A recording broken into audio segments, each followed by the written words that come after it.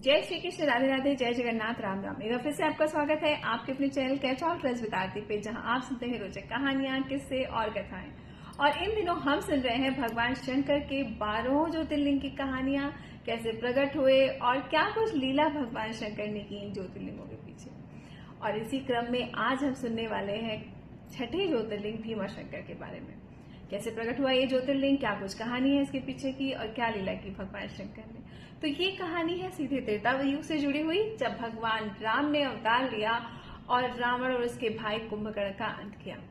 कुंभकर्ण के अंत के बाद जब उसके पुत्र को पता चला, उसके पुत्र का नाम था भीम, उसको पता चला कि उसके पिता की मृत्यु के पीछे विष्णु अवतार राम का हाथ है, तो उसने भगवान ब्रह्मा जी की घंघोर तपस्या की और उनको प्रसन्न करने के बाद उनसे वरदान प्राप्त किया कि शंकर जी के अलावा कोई भी देवता, चाहे वो विष्णु हो चाहे वो कोई भी अन्य देवता हो, उसको मार न सके, उसको परास्त न कर सके। ब्रह्मा जी ने उसको ये वरदान दे दिया।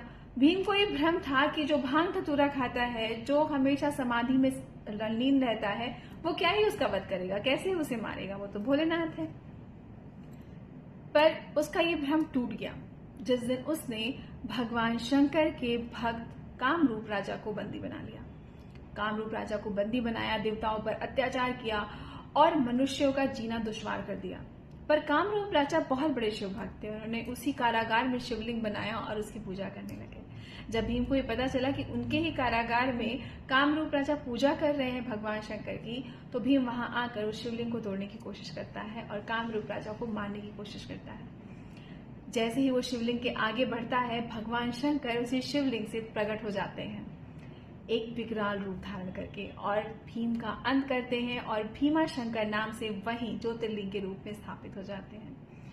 तो जो भक्तों के लिए भोलेनाथ हैं, वो काल के लिए महाकाल बन जाते हैं और अपने भक्तों की रक्षा के लिए विकराल बन जाते हैं। ऐसे हैं भोलेनाथ और ऐसी है इनकी कहानी।